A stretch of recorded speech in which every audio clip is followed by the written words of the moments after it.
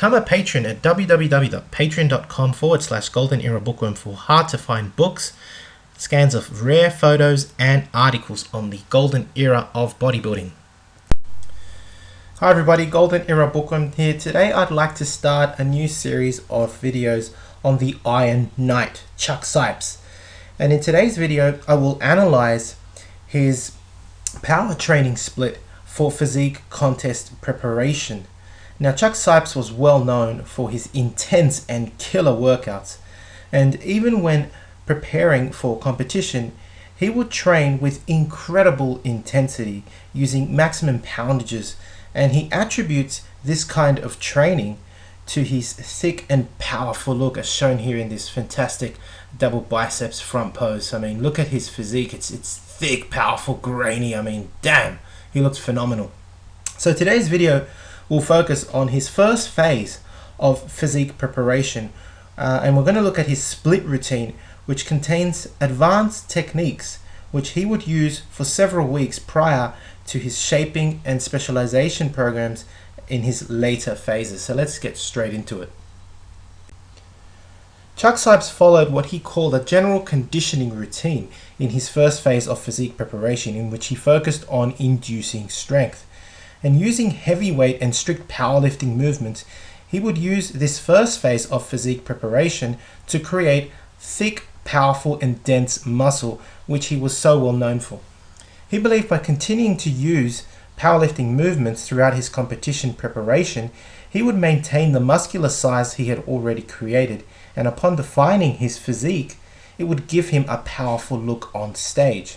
Now, I want to mention, although the routine appears to be a basic and fundamental power split, it is the advanced principles within when we analyze the routine that I find so interesting.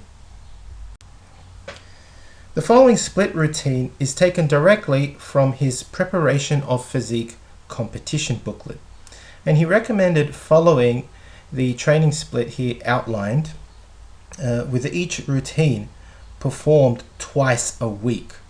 Notice his split is not the typical upper to lower body split, as this would be too taxing on the nervous system, and I'll explain. He uses basic powerlifting movements in the first split. Here we have the squat and the deadlift on the one workout, and because he emphasizes using heavy weight for low reps, combining the squat and deadlift on one day will allow then the body to recuperate throughout the week. I have to understand that, but combining the squat and the deadlift in one workout absolutely taxes the central nervous system. And so we can see that this Monday and Thursday workout would focus on the legs and the back, as the squat and the deadlift in this particular workout are both supplemented with shrugs, heavy shrugs that is, and lat rows. So this split focuses on legs and back and would be performed twice a week on Mondays and Thursdays. Now, when we look at his Tuesday and Friday workout, this split is purely upper body. That's one thing to note, and is definitely going to be less taxing on the central nervous system. Note that the bench press is combined with the behind the neck press, and then the following exercises include cheat curls and abdominal work. And therefore, this particular split focuses on the chest, shoulders, the triceps, biceps, and abdominals, all upper body musculature. This workout, you could say, is almost specializing in the showy muscles. Now, I just want to talk a little bit about that. In the silver era, the legs weren't necessarily the prized position of the bodybuilder, although awards were given for it. It was the arms and the chest and back that really wowed people. So especially a lot of the poses being from the front were very important, not like nowadays where you get you have to show your glutes, you have to show your hamstrings especially, and your glutes are shredded, right? Back then the real showy muscles were the chest, the abs, and the arms, and hence he already early on in his preparation for physique competition, he was already dedicating a whole day just to the front, especially the anterior muscles of the upper body, the chest, the biceps, and the abs. And because this is done on a different day, it allowed complete concentration on these body parts, as they were performed separately to his more powerlifting style workout days on Mondays and Thursdays. Now, if we further analyze his phase 1 split, his general conditioning split, we can see the implementation of many advanced techniques. And this is what I said earlier. It appears, because you've just got the squat, the deadlift, shrugs, lat rows, bench press, curls, it looks very basic. But if we really analyze now the set and rep scheme, we can see that there's some implementation of real advanced techniques. First of all, he uses the breathing squat and the breathing deadlift. Note, again, this is taken directly from his booklet, that he mentions to have 2 deep breaths when you're performing each rep of the full squat and the deadlift. So essentially, it is a breathing squat and a breathing deadlift technique that he is using both on Mondays and Thursdays, which would obviously also help in enhancing his rib cage. Very, very important. On Tuesday and Friday, however, we see that the use of the 6-4-2 rep scheme method. This was one of Sipes's many rep schemes methods he used for actually deliberately using maximum poundage. He often, as mentioned earlier, trained with maximum intensity and would use a variety of rep schemes to produce the results he wanted. He would experiment with such rep schemes as it allowed poundages to be used that would induce both hypertrophy and strength. And you can see that he's using 6, 4, and 2. Obviously, with the higher rep schemes, you're going to get hypertrophy, and with the lower, now down to 2, you'd be focusing on strength. And so he'd use, in the bench press as an example, 6 sets of total.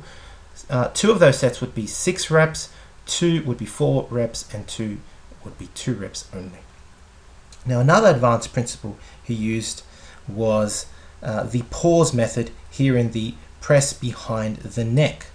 Now, this would obviously burn his triceps at the extension, because he clearly says pause at the extension. And finally, he would also use the cheating principle to provide mass to his biceps. So there's a lot of real advanced techniques found within apparently what can at first sight look like just a very fundamental split routine. It was a very intense routine because of these advanced principles. Now, if you'd like to learn more about Chuck Sipes's methods for preparing for physique competition, that particular booklet is found on my website, www.goldenerabookworm.com. Everything I've talked about today is actually found in this booklet, as well as the other phases that he used for preparation. So we're talking about shaping and specialization. It's got other workouts as well as nutritional programs that he actually used for during his strength phase, so the first phase, and then for defining and cutting up. So he's got different diets for those particular phases. He also talks about everything you can think of in regards to the trunks you should use, tanning, and posing, and he even at the end of the booklet gives his own posing routine. So it's a really fantastic booklet. You can check it out again, www.goldenerabookworm.com. So I hope you've enjoyed this analysis, a very detailed analysis from myself of Chuck Sipes's what appears to be a basic but very, very powerful general conditioning program, which he used for his first phase of competition preparation. And as I've said before, although it appears to be fundamental, it contains some really advanced principles that Chuck Sipes came up with by himself, which makes it really a killer workout. So if you want to try it out, go for it, and let me know how you go. Again, you can find the actual original booklet, a very rare booklet, on my website, www.goldenerabookworm.com. And hope you've enjoyed watching the video. If you have, please give it a thumbs up. Subscribe if you haven't to the Golden Era Bookworm. Thank you for watching, and leave me your comments. You can support my work if you like via donations at PayPal or by becoming a patron. I also just want to say I will continue this series. I find Chuck Sipes's methods very popular. People have been asking me, please do a series on Chuck Sipes, so I finally decided to do one. and I'll be bringing more content on the great man very soon. And finally, I'd just like to say a very big thank you to Chuck Sipes. You're an inspiration to us still many years later after your passing. So as much as this video has been an analysis on your routines and principles and methods in bodybuilding, this is also a homage, and I will also be doing a homage video for the great Chuck Sipes. Anyway, that's it for me. This is the Golden Era Bookworm. Hope you enjoyed the video. Bye for now.